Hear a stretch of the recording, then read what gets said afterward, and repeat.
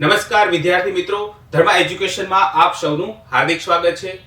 આપણને ખ્યાલ છે કે ભારતની જે ભૌગોલિક પરિસ્થિતિ છે, ફિઝિકલ બાઉન્ડ્રી છે, એ ઘણી બધી પડકારજનક છે। સિક્યુરિટી સામે ઘણા બધા પડકારો રહેલા છે। ભારતની જે દરિયાઈ સીમાની વાત કરીએ તો 7600 કિલોમીટર લાંબો દરિયાકાંઠો છે। ઇન્ડિયન ઓશિયનમાં વર્તમાન સમયમાં ઘણી વખત એવા દાખલાઓ જોવા મળ્યા છે કે ચીનની જે મરીન શિપ હોય, મરીન સબમરીન હોય, તેની પ્રેઝન્સ જોવા મળી છે। આવા સમયે ભારતની સિક્યુરિટી સામે રહેલા પડકારોને દૂર કરવા માટે ભારત સરકાર એક પ્રોજેક્ટ ચલાવી રહી છે, જેનું નામ છે પ્રોજેક્ટ 15B, જેના અંતર્ગત આજે આપણે આઈએનએસ મોર્મુગાઓનો અભ્યાસ કરવાનો છે, જેનું તમે ચિત્ર અહીં જોઈ શકો છો।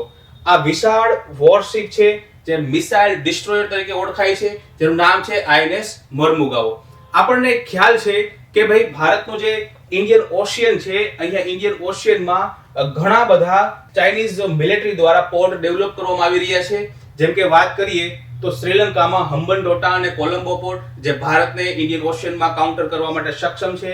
ત્યારબાદ પાકિસ્તાનની વાત કરીએ તો ત્યાં કરાચી અને ગ્વાદર પોર્ટ ડેવલપ કરી રહ્યું છે। આ બાદ આપણે આફ્રિકામાં વાત કરીએ તો જીબુટી અને ડુકોમ પોર્ટ પણ ચાઇનાની પ્રેઝન્સ જોવા મળે છે, ચાઇનાવાળા મિલિટરી પ્રેઝન્સ રાખે છે।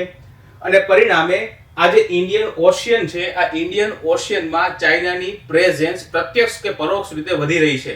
આવા સમયે ભારતનું જે મેરીટાઈમ ડિફેન્સ સિક્યુરિટી છે, એની સામે ઘણા બધા પ્રશ્નો ઉદ્ભવ્યા છે, પરંતુ ભારત સરકાર પણ ચાઇનાને કાઉન્ટર કરવા માટે વિવિધ પ્રોજેક્ટો ચલાવે છે, જેમાંનો એક પ્રોજેક્ટ છે પ્રોજેક્ટ નંબર 15B, જેના અંતર્ગત આપણે વોરશિપ મિસાઇલ ડિસ્ટ્રોયર ડેવલપ કરીએ છીએ। તો એનો આપણે આજે અભ્યાસ કરવાનો છે।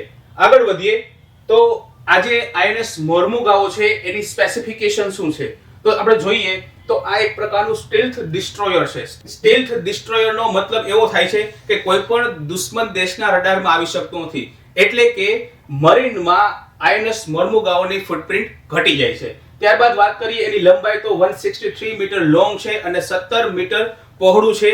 આ ઉપરાંત એની અલગ અલગ બીજી સ્પેસિફિકેશનની વાત કરીએ તો આઈએનએસ મોર્મુગાઓ એટલું બધું વિશાળ છે કે તે 7400 ટન કેપેસિટી ધરાવે છે। આ ઉપરાંત એમની મેક્સિમમ સ્પીડ સમુદ્રમાં વાત કરીએ તો 30 નોટ સુધીની આવે છે। અને સૌથી મહત્વની વાત એ છે કે આઈએનએસ મોર્મુગાઓનું જે નિર્માણ થયું છે, એ નિર્માણ દરમિયાન 75% જે વિવિધ વસ્તુઓનો ઉપયોગ જે ભારતમાં બનેલી છે, મેક ઇન ઇન્ડિયા અંતર્ગત બનેલી છે, આત્મનિર્ભર ભારત અંતર્ગત બનેલી છે, જેનો ઉપયોગ કરવામાં આવેલો છે, જે આપણા માટે ખૂબ જ ગૌરવની વાત કહી શકાય।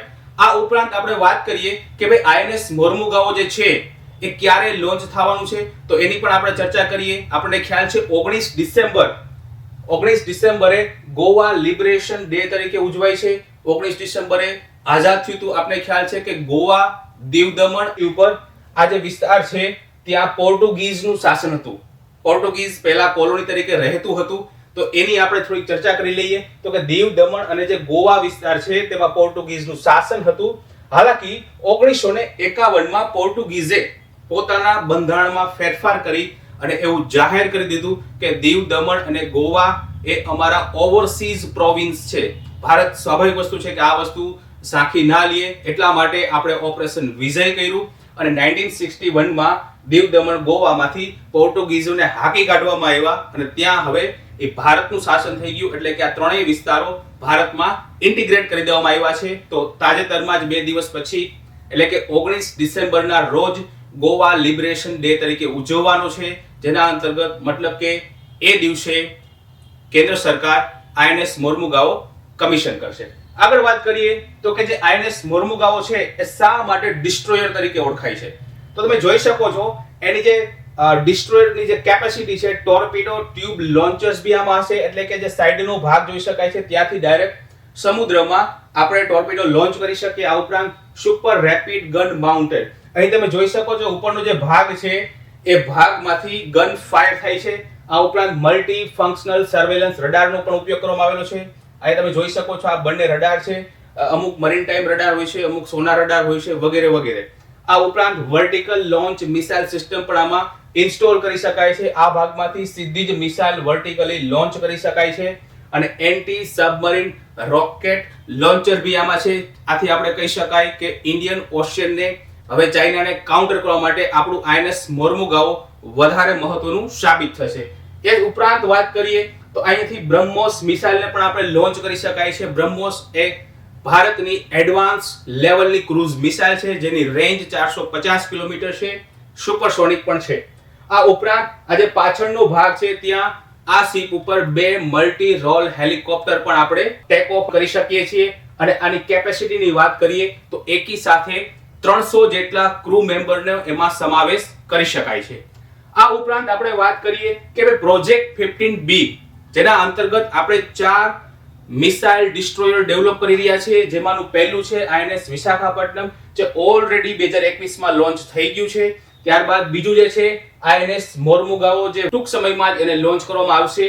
અને ત્રીજું છે આઈએનએસ ઇમ્ફાલ અને આઈએનએસ સુરત. તો 4 શહેરોના નામ ઉપરથી આપણે ડિસ્ટ્રોયર ડેવલપ કરીએ છીએ. અહીં તમે જોઈ શકો છો આ જે આકૃતિ છે એક આઈએનએસ શિપની છે, જે મિસાઇલ ડિસ્ટ્રોયર છે. એમાં જોઈ શકો છો અહીંયા મલ્ટી ફંક્શન રડાર આપેલા છે, અહીંયા રેપિડ ગન માઉન્ટ આવેલું છે, આ બધા રડાર છે. ઓકે, નીચે તમે જોઈ શકો છો આ સાઈડના ભાગમાંથી ટોર્પિડો લોન્ચ કરી શકાય છે. અહીંથી આપણે જોઈ શકાય long range surface to air મિસાઇલને વર્ટિકલી લોન્ચ કરી શકાય છે. પાછળના ભાગમાં આપણે જોઈ શકીએ છીએ કે હેલિકોપ્ટર ટેક ઓફ કરી શકે છે. તો આ રીતનું કોઈ પણ એક શિપની એક રચના હોય છે. ઉપરાંત આપણે વાત કરીએ તો કે જે પ્રોજેક્ટ 15B અંતર્ગત જે 4 શિપ બનવાના છે એ આપણા જ દેશમાં બનવાના છે. આત્મનિર્ભર ભારત પ્રોજેક્ટ અંતર્ગત તમને ખ્યાલ હોય તો મુંબઈમાં મઝગાંવ ડોકયાર્ડ શિપ બિલ્ડર્સ કંપની દ્વારા આનું બનાવવામાં આવી રહ્યું છે. તો તમામ સંપૂર્ણ માહિતી આઈએનએસ મોર્મુગાઓ સંબંધિત હતી એ તમામ બાબતોને આપણે ચર્ચા કરી. શક્ય હોય તો આ વિડીયોને વધુ શેર કરજો, લાઈક કરજો, સબસ્ક્રાઇબ કરજો. ખૂબ ખૂબ આભાર.